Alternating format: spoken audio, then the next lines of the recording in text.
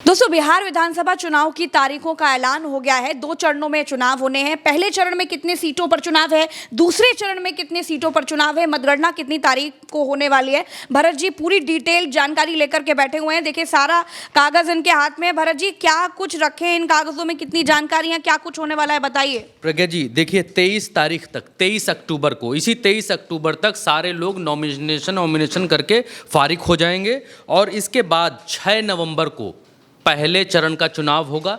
2 चरणों में बिहार का चुनाव घोषित हुआ है। पहला जो चरण है वो 6 नवंबर को है, दूसरा चरण जो है वो 11 नवंबर को है और 14 नवंबर को काउंटिंग होगी। 14 नवंबर को ये मालूम चल जाएगा कि बिहार में किसकी सरकार आ रही है। बिहार के चुनाव 2 फेजेस में होंगे। पहले फेज के डेट गजट नोटिफिकेशन 10 तारीख को आएगा, दूसरे का 13 को। Last date of making nominations पहले फेज की 17 को होगी, दूसरे की 20 को। स्क्रूटनी 18 और 21। विड्रॉल की आखिरी तारीख 20 अक्टूबर और 23 अक्टूबर और डेट ऑफ पोल 6 नवंबर थर्सडे और दूसरा 11 नवंबर ट्यूसडे। काउंटिंग 14 नवंबर को होगी और पूरी चुनावी प्रक्रिया 16 नवंबर तक समाप्त कर ली जाएगी। पिछली बार भारतीय जनता पर भारी पड़ चुके तेजस्वी यादव की सरकार आ रही है या फिर एनडीए गठबंधन की सरकार आ रही है, भारतीय जनता पार्टी अपना मुख्यमंत्री बना रहा है। क्योंकि प्रज्ञा जी, 2019 का जो चुनाव था, उस चुनाव में भारतीय जनता पार्टी के पास में साम दाम दंड भेद पुलवामा से लेकर देशभक्ति का हर हथियार था। वहाँ जहाज़ गिरा था, वहाँ से भी अभिनंदन को वापस लाया गया था। हर तरीके की सुनामी आई हुई थी इस देश में जब 2020 में चुनाव हुए थे, उससे 1 साल पहले 2019 में। अब वो माहौल है नहीं। तेजस्वी यादव फिर भी 2020 में भारतीय जनता पार्टी से ऊपर थे। Bharatiya Janata party 19% vote bank लेकर आई थी और तेजस्वी यादव 23% वोट लेकर आए थे। और आज जब ये चुनावों का ऐलान हो चुका है, तब ये बिल्कुल क्लियर कट देखा जा सकता है, ना तो भारतीय जनता पार्टी के साथ कोई सुनामी है, ना तो भारतीय जनता पार्टी के साथ कोई ऐसी आंधी है जिससे भारतीय जनता पार्टी पिछली बार से ज़्यादा मार्जिन बिहार में लेकर के आए और तेजस्वी यादव के 23% वोट बैंक को बीट करते हुए बिहार में अपनी सरकार बनाने की तरफ बढ़ जाए। इवन भारतीय जनता पार्टी के दामन पर तोहमत और दाग पिछली बार से ज़्यादा लगे हैं। वोट चोरी के दाग, महंगाई, फलानी, जीएसटी, ढिमकाने, बहुत सारी चीज़ें, वो गिनाने का वक्त अभी नहीं है। लेकिन प्रज्ञा जी, इस चुनाव में नीतीश कुमार महिलाओं के खाते में 10-10 हज़ार रुपए डाल रहे हैं। भारतीय जनता पार्टी, नरेंद्र मोदी ने 75 लाख महिलाओं के खाते में 10-10 हज़ार रुपये डाले हैं और नीतीश कुमार 25 लाख महिलाओं के खाते में 10-10 हज़ार रुपये डाल रहे हैं। आप ये देखिए, ये जब आप देखेंगे, पूरा चीज़ गुणा गणित लगाएंगे और अच्छे से पढ़ेंगे, तब आपको मालूम चलेगा कि बिहार में महिला वोटरों की संख्या तेज़ी से बढ़ी है।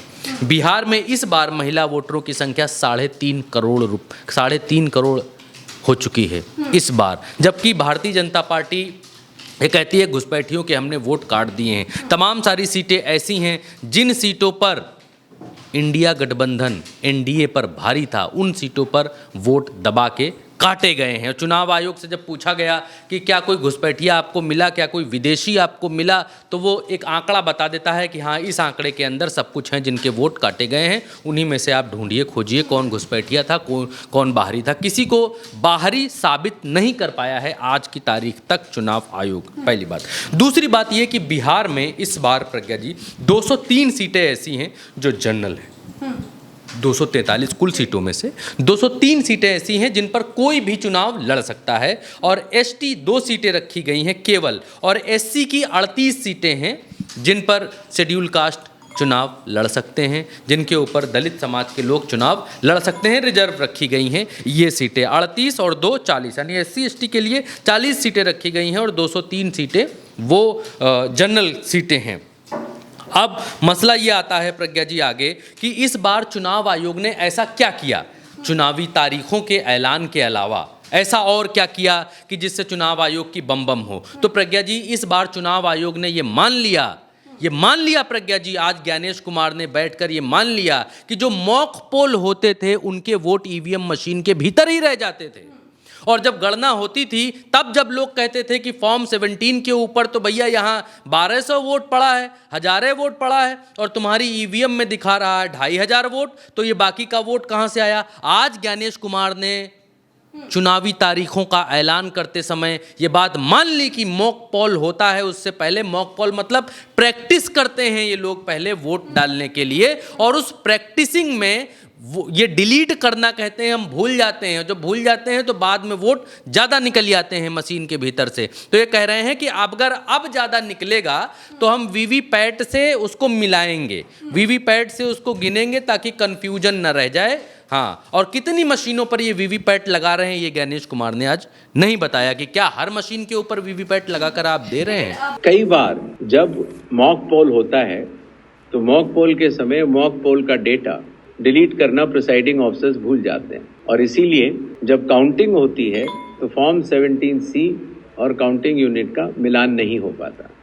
ऐसे केस में किसी भी शंका को न रखा जाए, इसलिए जब भी 17C या वीवीपैट में मिसमैच होगा तो उन ईवीएम से रिलेटेड वीवीपैट्स की पूर्ण गिनती की जाएगी। इसी तरीके से ये भी एक मांग सभी राजनीतिक दलों की थी कि पोस्टल बैलेट्स की गिनती पहले शुरू की जाए और पहले खत्म की जाए। तो इसलिए चुनाव आयोग ने पारदर्शिता के लिए भी और इसके लिए भी, जिससे कि पोस्टल बैलेट्स पर पूर्ण ध्यान दिया जाए उनकी गिनती पर और कोई जल्दबाजी भी न की जाए, तो ईवीएम के लास्ट 2 राउंड से पहले पोस्टल बैलेट की गिनती समाप्त करना अनिवार्य होगा। भरत जी, पिछली बार 2019 में 7 चरणों में चुनाव हुए थे, 2014 में 9 चरणों में चुनाव हुए थे और इस बार 2 चरणों में चुनाव हो रहे हैं, इस पर क्या कहेंगे? प्रज्ञा जी, भारतीय जनता पार्टी 2024 में दूध की जली हुई है, उत्तर प्रदेश में दूध की जली हुई है और इसीलिए हर बार जो है छाछ फूंक फूंक कर पीना चाहती है। उत्तर प्रदेश में इन्होंने 7 या 8 चरणों में चुनाव कराए थे 2024 के इलेक्शन में, और 7 से 8 चरणों के चुनाव में हुआ क्या कि जब चुनाव स्टार्ट हुआ पश्चिमी उत्तर प्रदेश से, तो पहले चरण में बैठती गई, दूसरे चरण में इनकी जो है गाड़ी बैठती गई, तीसरे चरण, चौथे चरण, 5वें, 6ठे, 7वें तक जो है वो डामाडोल हो गया, क्योंकि विपक्ष को प्रचार करने का अधिकतम मौका मिल जाता है।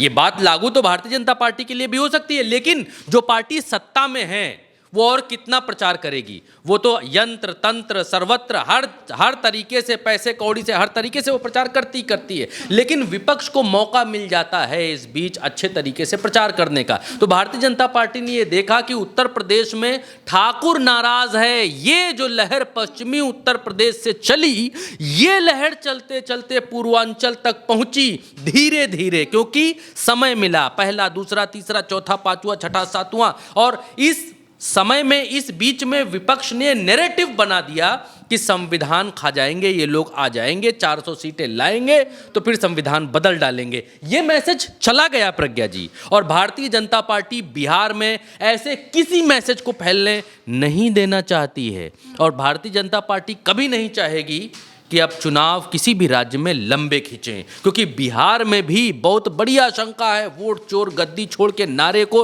वृहद तौर पर बढ़ने की। और अगर दूसरे, तीसरे, चौथे, 5वें चरण में चुनाव होते, 3-4 चरणों में चुनाव होते, तो भारतीय जनता पार्टी के लिए मुनाफे का सौदा नहीं होता। भारतीय जनता पार्टी यहाँ औंधे मुँह गिरती, वो भी तब जब तेजस्वी यादव बिहार में मजबूत थे, आंकड़ों पर मजबूत हैं। भारतीय जनता पार्टी से ज़्यादा वोट उनके परसेंटेज में आए हैं, 23% पिछली बार वोट बैंक उनका था, और इस बार उनका वोट परसेंटेज और बढ़ सकता है और बढ़ेगा, क्योंकि नीतीश कुमार इस बार नीचे जाएंगे, बहुत तेजी से नीचे जाएंगे। नीतीश कुमार 100 पर लड़े थे, पिछली बार 115 पर लड़े थे, 43 पाए थे, और इस बार अगर 100, 115, 110 कहीं भी लड़ते हैं तो लोग अनुमान ये लगा रहे हैं कि नीतीश कुमार 15-20 पर आकर अटकेंगे, और अगर नीतीश कुमार 15-20 पर आकर अटकेंगे तो ये फिर सीटें जाएंगी कहाँ, ये वोट जाएगा कहाँ, इसका अंदाजा आप लगाइए। और चिराग पासवान की भारतीय जनता पार्टी से बात अभी तक बन नहीं पाई है। 100-100, 200 सीटों पर लड़ना चाहते हैं नीतीश कुमार, और भारतीय जनता पार्टी 43 सीटों पर निपटाना चाहते हैं चिराग को, हमको और उपेंद्र कुशवाहा को, जो निपट नहीं रहे हैं। आज की तारीख में चुनाव की तारीखों का ऐलान हो चुका है, लेकिन सीट बंटवारा अभी तक फाइनल नहीं हो पाया है, लेकिन 2 चरणों पर ये चुनाव है। पहले चरण 6 तारीख को, दूसरा चुनाव आयोग ने आज ये कहा कि हम ऑब्जर्व के लिए लोगों को लेकर के आ रहे हैं, ऑब्जर्वर जिनको कहते हैं, वो बिहार के बाहर के आईएएस ऑफिसर्स को लेकर के आ रहे हैं। वो हमारे आंख नाक कान होंगे, कोई शिकायत होगी तो उनसे आप शिकायत कर सकते हैं, उन ऑब्जर्वर से शिकायत कर सकते हैं। ये नई चीज बिहार में चुनाव आयोग ने इस बार शुरू की है। तो क्या वो आईएएस कहां से आएंगे? क्या वो आईएएस गुजरात से आएंगे?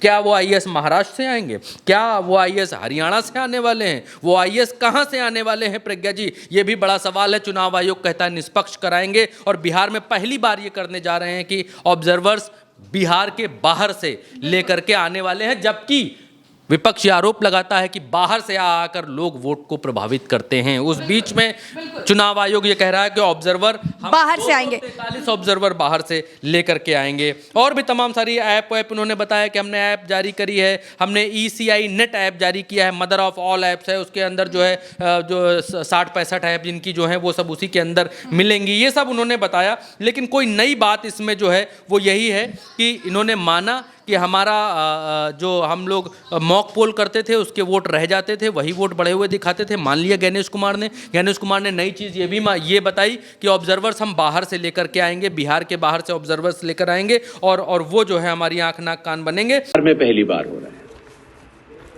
पहले जो ऑब्जर्वर्स हम लगाते थे कुछ असेंबलीज को मिलाकर लगा देते थे, लेकिन अब 243 असेंबलीज में 243 जनरल ऑब्जर्वर्स होंगे, जो कि विभिन्न राज्यों से वरिष्ठ आईएएस अधिकारी नामित किए गए हैं, जो कि बिहार के रहने वाले नहीं।